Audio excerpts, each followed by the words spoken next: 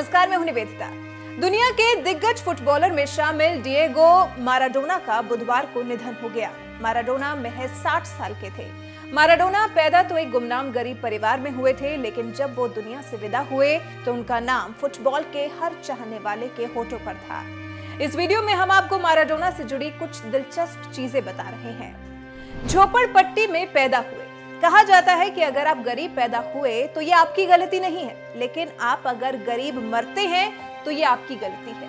Maradona पैदा तो गरीब हुए थे, लेकिन जब वो दुनिया से विदा हुए तो दौलत, शोहरत सब उनके पास थी।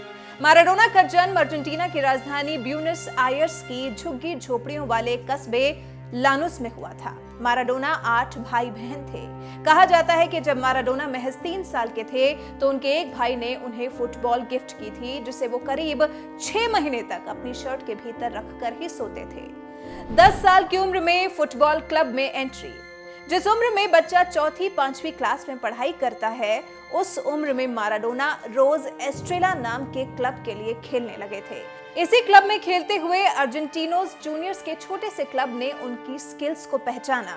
12 साल की उम्र में लॉस केबोलिटास क्लब में बॉल बॉय का रोल मिला। 15 साल की उम्र में उन्होंने अर्जेंटिनोज जूनियर्स के लिए प्रोफेशनल करियर की शुरुआत की।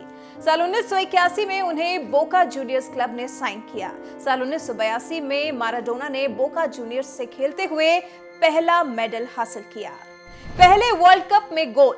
माराडोना के फुटबॉल स्किल, उनके टैलेंट को देखते हुए साल 1977 में उन्हें राष्ट्रीय टीम में जगह मिली, लेकिन साल 1978 में 18 साल के माराडोना को वर्ल्ड कप की टीम में इसलिए नहीं शामिल किया गया क्योंकि मैनेजमेंट को लगता था कि वो अभी बच्चे हैं।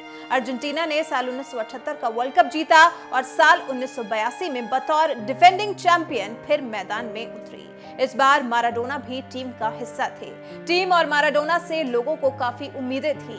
माराडोना सिर्फ पहले राउंड में ही हंगेरी के खिलाफ 2 गोल कर पाए। टीम का प्रदर्शन भी बहुत बढ़िया नहीं था।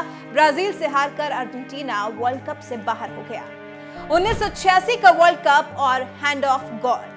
86 के वर्ल्ड कप में इंग्लैंड के खिलाफ क्वार्टर फाइनल में माराडोना ने 2 गोल किए थे, लेकिन उनका एक गोल ऐसा था जो इतिहास बन गया।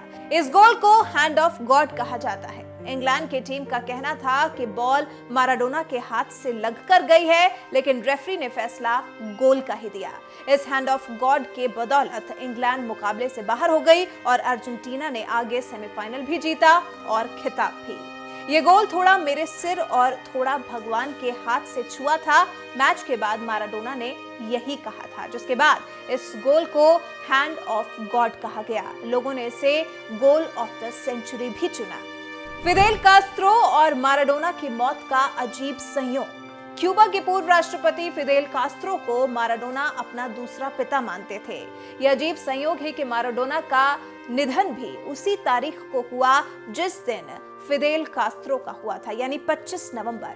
क्यूबा के राष्ट्रपति रहे फिदेल कास्त्रो का निधन 25 नवंबर 2016 को हुआ था और ठीक 4 साल बाद 25 नवंबर 2020 को माराडोना ने भी इस दुनिया को अलविदा कह दिया।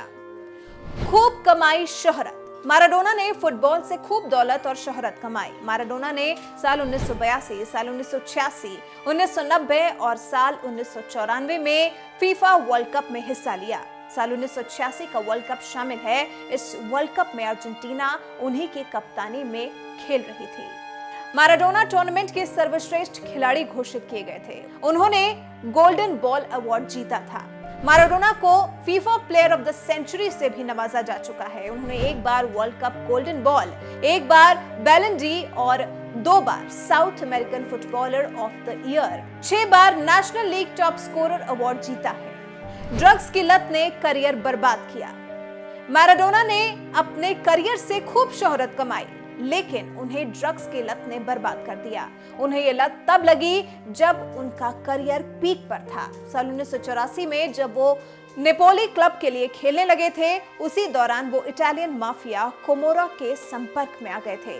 अगले 2 दशकों तक उन्होंने लगातार ड्रग्स लिया और शराब पी। कोकीन के सेवन के लिए माराडोना को उनके क्लब नेपोली ने 1991 में 15 महीने के लिए बैन कर दिया था। इसी साल उन्हें ब्यूनस आयर्स में 500 ग्राम कोकीन के साथ अरेस्ट किया गया था। उन्हें तब 14 महीने की सजा दी गई थी। ड्रग्स ने उनके फुटबॉल करियर को ही खत्म कर दिया। 1997 में उन्होंने फुटबॉल को अलविदा कह दिया। 11 बच्चों के पिता, लेकिन 2 ही वैध। बीबीसी की एक रिपोर्ट के मुताबिक माराडोना कम से कम 11 बच्चों के पिता थे, लेकिन वैध रूप यानी कानूनी तौर पर सिर्फ 2 बच्चों के पिता थे। अपने एक इंटरव्यू में बच्चों पर बोलते हुए उन्होंने कहा था कि उनके सिर्फ 2 ही वैध बच्चे हैं, बाकी सब उनके पैसे और गलतियों का नतीजा है। 2019 में उन्होंने कबूला था कि क्यूबा में भी उनके 3 बच्चे हैं।